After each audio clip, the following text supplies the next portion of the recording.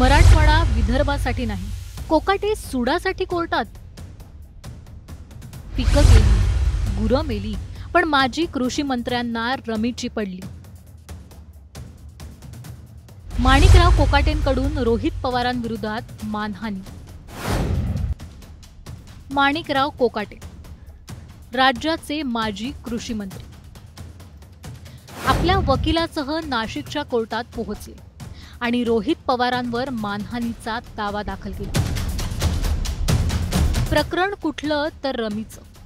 हो, तेच विधानसभेत माणिकराव कोकाटे रमी खेळत असल्याचं, ज्यामुळे त्यांच्यावर राज्यभरातून टीका झाली आणि त्यातच त्यांना मंत्रीपद गमवावं लागलं। आधी कोकाटे काय म्हणालेत ते ऐका। मी या अगोदर ही सगळी घटना घडली त्यावेळेस मी माझी भूमिका मीडियासमोर जाहीर केलेली होती। मीडियासमोर मी हे सांगितलेलं होतं की अशा प्रकारची कुठलीही जंगली रमी मी खेळत नव्हतो, मला खेळता येत नाही।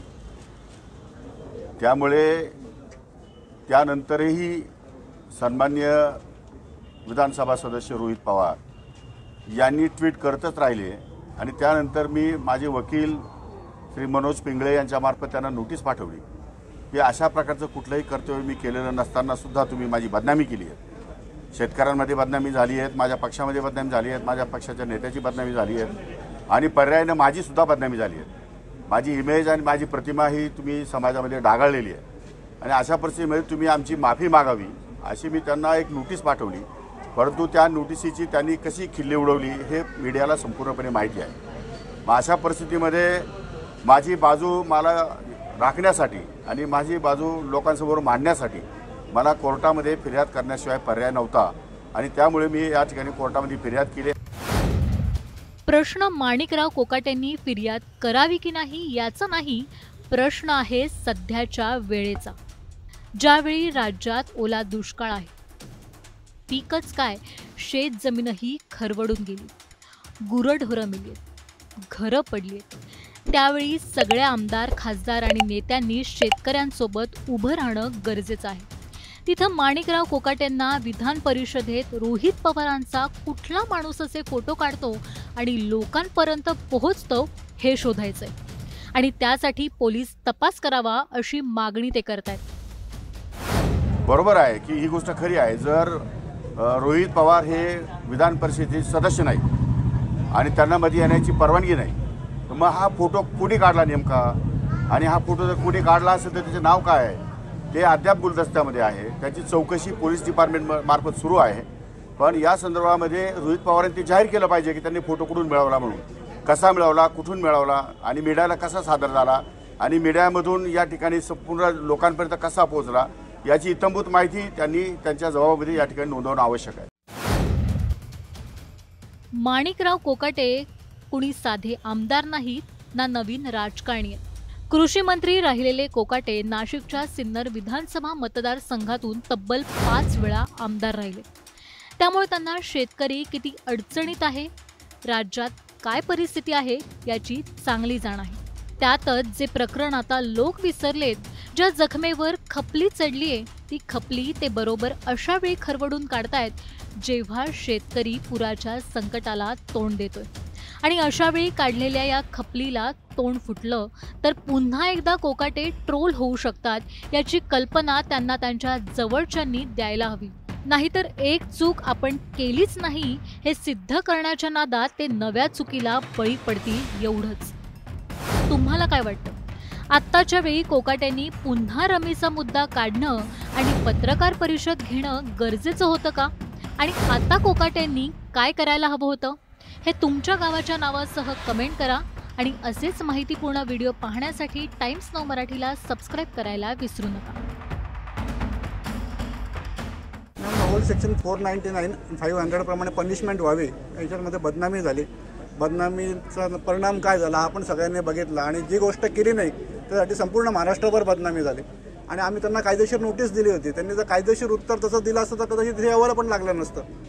पण ते आता हा सगळाच प्रश्न निर्माण झाला की तो व्हिडिओ कुठून आला, तो मॉर्फ झालेला नाही ना, ते सभासद नसताना तो व्हिडिओ काढला कोणी? बरं, ते सभागृह एवढं संरक्षित आहे की तिथे जाऊन कोणाचा व्हिडिओ, कोणाचा मोबाईलमध्ये तो व्हिडिओ हॅक करणे, तो मोबाईल हॅक करण्यासारखा आहे। तर ते पण आम्ही त्याच्यामध्ये म्हटलं आहे 499 500 तर आम्ही ते पण IT सेक्शन्स त्याच्यामध्ये अंतर्भूत केलेलं आहे. तर या सगळ्या गोष्टींची चर्चा आता कोर्टासमोर होईल. दूध का दूध, पाणी का पाणी. काय तारीख दिली 9 तारखेला. आणि त्यामध्ये दुसरी महत्त्वाची गोष्ट अशी आहे की ज्यांनी कोणी फोटो काढला असेल, उद्या माझे अकाउंट्स डिटेल आहेत किंवा कोडवर्ड्स आहेत किंवा ते कोडवर्ड जर हॅक झाले, मोबाईल हॅक झाला, तर माझे फॅमिलीचे फोटो किंवा माझ्या आतमध्ये असलेले कॉन्फिडेन्शियल रेकॉर्ड्स हे कुठेही पब्लिकमध्ये जाऊ शकतात. म्हणजे अशा प्रकारे विधानसभेची, विधान परिषदेची परवानगी नसताना एखाद्या सदस्याने किंवा सदस्यांनी नेमलेल्या एखाद्या कुठल्याही अधिकाऱ्याने किंवा पत्रकाराने किंवा कुणी आणखी माणसाने जर तो फोटो काढला असेल, तर अशा प्रकारची प्रवृत्ती वाढवणं म्हणजे याचा अर्थ एक प्रकारे तुमच्या खाजगीकरणामध्ये, तुमच्या व्यक्तिगत जीवनामध्ये किंवा तुमच्या कॉन्फिडेन्शियल रेकॉर्ड पळवण्यामध्ये या ठिकाणी मदत केली असं त्या ठिकाणी होऊ शकतं. विधान परिषद असेल किंवा हे सभागृह सुरक्षित नाही आहेत असं आपल्याला वाटतंय का? ज्या पद्धतीनं व्हिडिओ आतमध्ये काढला जातो, तो व्हायरल केला जातो, आपण बसलेले असताना मागून कोणीतरी लपवून हा सगळा व्हिडिओ घेतोय, सिक्युअर्ड नाही आहे का? नाही, असं नाही आहे की शेवटी कसा आहे, विश्वास हा असावा लागतो. त्यामध्ये विधानसभेमध्ये, विधान परिषदेमध्ये बरेचसे लोक या ठिकाणी उपस्थित असतात आणि तसं पाहायला गेलं तर कायद्याने कोणालाही मोबाईल आतमध्ये नेता येत नाही, आमच्या सदस्यांसह. परंतु काही कामानिमित्त या ठिकाणी मोबाईलचा वापर व्हावा, काही लोकांना कळावं किंवा या ठिकाणी तिथल्या आमदारांना कळावं, तिथल्या मंत्र्यांना कळावं कुठे काय चालू आहे राज्यभरामध्ये. कारण शेवटी कसं आहे, घडामोडी होत असतात आणि ते कळावं म्हणून या ठिकाणी थोडंफार प्रमाणामध्ये सवलत विधानसभेचे अध्यक्ष किंवा विधान परिषद अध्यक्ष देतात. परंतु ते बेकायदेशीर आहे, चुकीचं आहे, यामध्ये काही शंकाच नाही. ही सगळी घटना घडली त्यावेळेस मी माझी भूमिका मीडियासमोर जाहीर केलेली होती. मीडियासमोर मी हे सांगितलेलं होतं की अशा प्रकारची कुठलीही जंगली रमी मी खेळत नव्हतो, मला खेळता येत नाही. त्यामुळे त्यानंतरही सन्माननीय विधानसभा सदस्य रोहित पवार यांनी ट्विट करतच राहिले आणि त्यानंतर मी माझे वकील श्री मनोज पिंगळे यांच्यामार्फत त्यांना नोटीस पाठवली की अशा प्रकारचं कुठलंही कर्तव्य मी केलेलं नसताना सुद्धा तुम्ही माझी बदनामी केली आहे. शेतकऱ्यांमध्ये बदनामी झाली आहे, माझ्या पक्षामध्ये बदनामी झाली आहे, माझ्या पक्षाच्या नेत्याची बदनामी झाली आहे आणि पर्यायानं माझीसुद्धा बदनामी झाली आहे. माझी इमेज आणि माझी प्रतिमा ही तुम्ही समाजामध्ये डागाळलेली आहे आणि अशा परिस्थितीमध्ये तुम्ही आमची माफी मागावी अशी मी त्यांना एक नोटीस पाठवली. परंतु त्या नोटिसीची त्यांनी कशी खिल्ली उडवली हे मीडियाला संपूर्णपणे माहिती आहे. मग अशा परिस्थितीमध्ये माझी बाजू मला राखण्यासाठी आणि माझी बाजू लोकांसमोर मांडण्यासाठी मला कोर्टामध्ये फिर्याद करण्याशिवाय पर्याय नव्हता आणि त्यामुळे मी या ठिकाणी कोर्टामध्ये फिर्याद केली. आज फिर्यादी म्हणून माझा जबाब या ठिकाणी माननीय कोर्ट महोदयांनी किंवा न्यायाधीशांनी या ठिकाणी नोंदवलेला आहे. तो जबाब नोंदवण्यासाठी मी या ठिकाणी उपस्थित आहे. आपण असं देखील सांगितलं की फोटो नेमका कोणी काढला ते मला माहिती नाही, त्याची चौकशी व्हावी. बरोबर आहे की ही गोष्ट खरी आहे. जर रोहित पवार हे विधान परिषदेचे सदस्य नाही आणि त्यांना मध्ये येण्याची परवानगी नाही, तर मग हा फोटो कुणी काढला नेमका आणि हा फोटो जर कुणी काढला असेल तर त्याचे नाव काय आहे ते अद्याप गुलदस्त्यामध्ये आहे. त्याची चौकशी पोलीस डिपार्टमेंट मार्फत सुरू आहे.